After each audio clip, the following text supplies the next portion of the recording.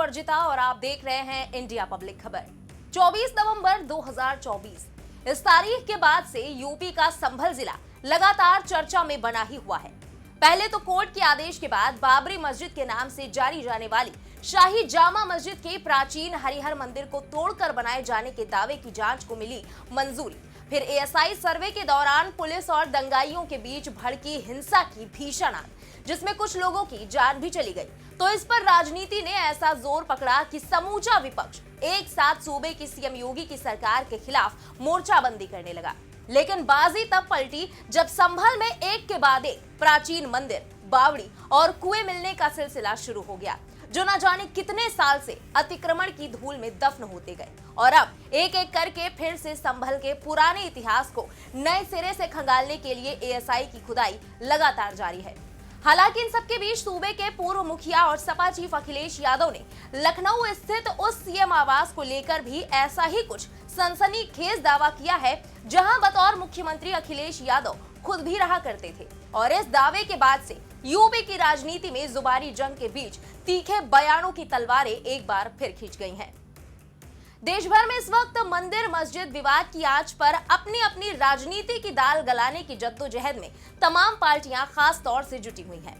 लेकिन इनमें भी स्पेशली संभल में जिस तरह से पिछले कई दिनों से जगह जगह खुदाई के दौरान कई प्राचीन मंदिर और कुएं जैसी दबी हुई खास ऐतिहासिक महत्व के ढांचे मिलने के बाद से विपक्ष में खलबली देखने को मिल रही है। और इसी बीच सपा चीफ अखिलेश यादव ने भी एक बार फिर से न सिर्फ सीएम योगी की सरकार पर जबरदस्त हमला बोला है, बल्कि सीएम आवास की खुदाई की भी बात कहकर हर किसी को चौंका दिया है। लेकिन आखिर जिस खुदाई से अब तक अखिलेश यादव को एलर्जी थी, अब वही अखिलेश यादव क्यों डिमांड कर बैठे सीएम आवास की खुदाई की?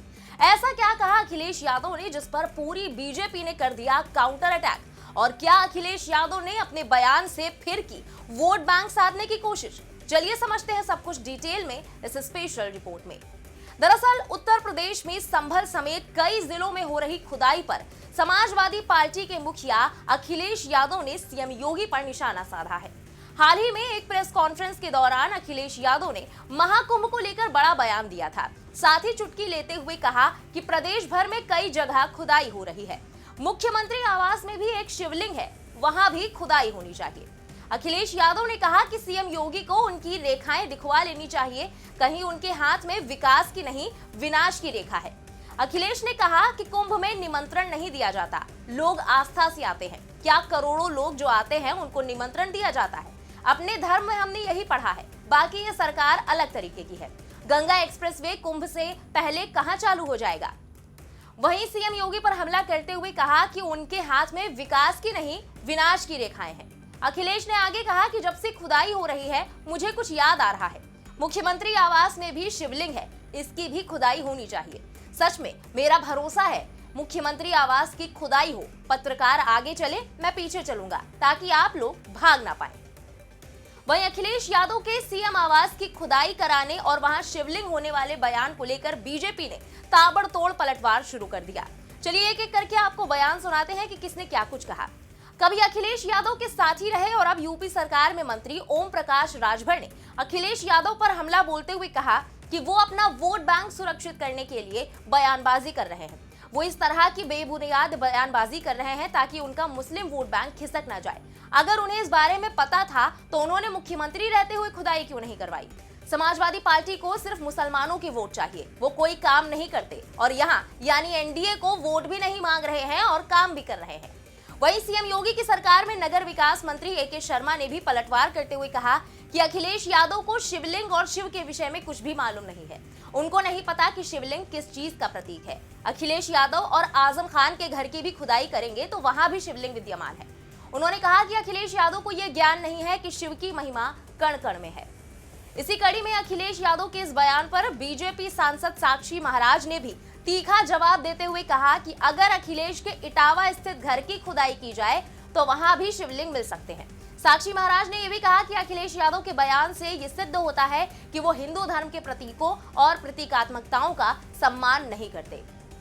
इसके अलावा बीजेपी नेता मुख्तार अब्बास नकवी ने भी कटाक्ष करते हुए बयान दिया कि कुछ लोग विदेशी हमलावरों की क्रूर कार्रवाइयों के सामंती रक्षक बनने की कोशिश करते हैं। ऐसे रक्षक के रूप में कार्य करने की कोशिश करके वो राजनीतिक चालाकी में लगे हुए हैं, लेकिन इससे उन्हें कोई लाभ नहीं होगा।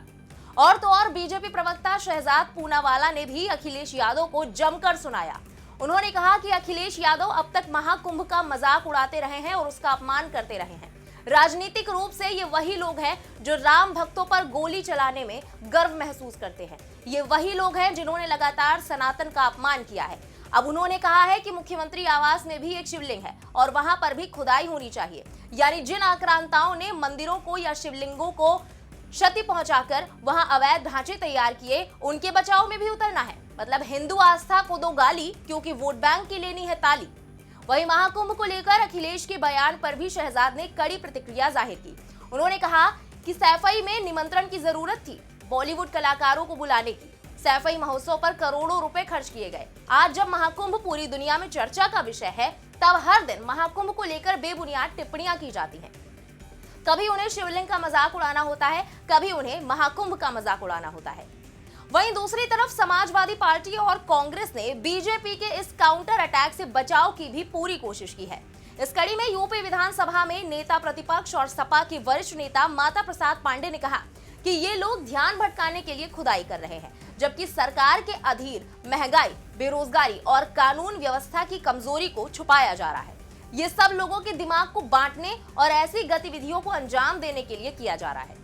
वहीं सपा नेत्री जूही सिंह ने कहा कि भारतीय जनता पार्टी ने उत्तर प्रदेश को खोदी प्रदेश बना दिया है। बस जगह जगह खोदना, क्योंकि वो नाकाम है और नाकाबिल है।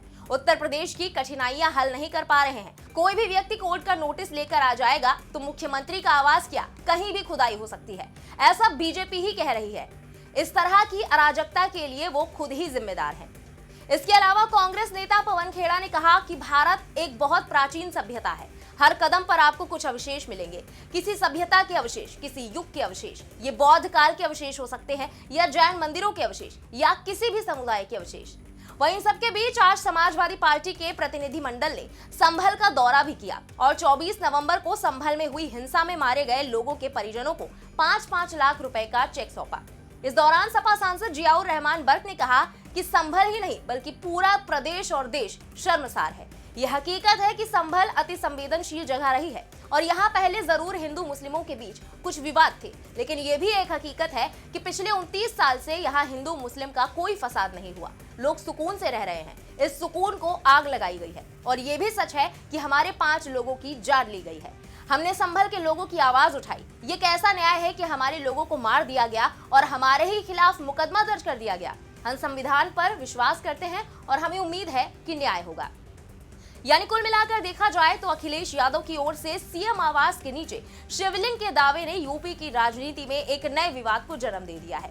इस मामले में वो सीएम योगी आदित्यनाथ से खुदाई की मांग करते दिख रहे हैं, जिसके बाद से भारतीय जनता पार्टी एक बार फिर उनके बयान पर हमलावर हो गई है। वहीं दूसरी तरफ अखिलेश यादव के इस बयान को अब पीडीए यानी कि पिछड़ा दलित अल्पसंख्यक पॉलिटिक्स से जोड़कर देखा जा रहा है। दावा किया जा रहा है कि सपा चीफ अल्पसंख्यक वोट बैंक को साधने की रणनीति के तहत इस मुद्दे को जोरदार तरीके से उठाते नजर आ रहे हैं। ऐसे में अब ये देखना अहम होगा कि अब ये मुद्दा आगे चलकर क्या नया मोड़ लेता है। फिलहाल इस खबर में अभी के लिए बस इतना ही। इस खबर से जुड़ी तमाम लेटेस्ट अपडेट्स और देश दुनिया की बाकी खबरों के लिए देखते रहें इंडिया पब्लिक खबर। हमारे YouTube चैनल को सब्सक्राइब करें, बेल आइकन दबाना बिल्कुल ना भूलें।